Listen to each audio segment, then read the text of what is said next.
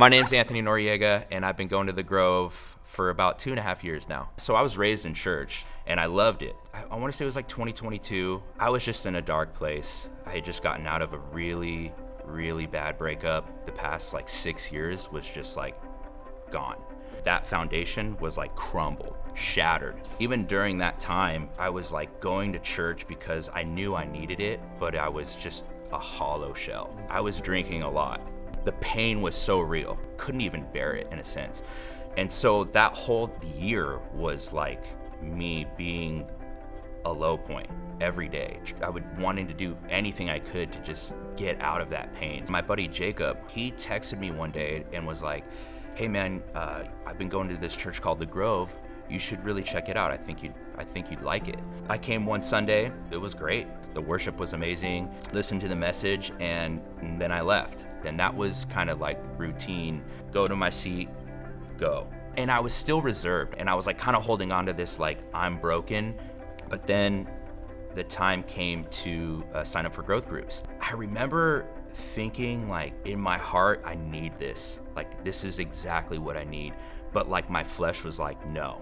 I don't know how these people are gonna accept me. They're probably like, who's this tattooed guy walking in every week? Like, and I remember it was the last Sunday before you could join a group.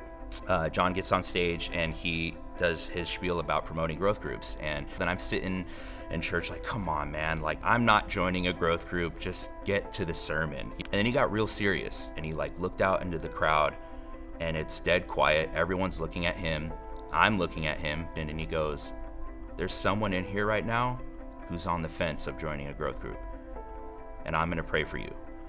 And I'm telling you, man, like I looked around like, who told him? I knew in that moment the Lord was speaking directly to me. I mean, I was like trying not to lose it. Like there was like a wall that was just like broken. Like that was the moment when it was like I started like actually coming to this church. I showed up that first night, and it's true, everybody doesn't know each other for those groups, so everyone's kind of like figuring it out, but like they were so sweet. Come on in. Like they treated me like they had known me for years. And it was immediately, it was like, again, breaking down walls. Come to find out, it was people that were going through the same struggles and had been through the same struggles. And the people that, you know, I met in that group, it was just, it clicked. And it was like, let me pray for you here. Like, this is what I did when I went through this or whatever it was. Just every week I looked forward to it, because it was like a spiritual refill that I needed.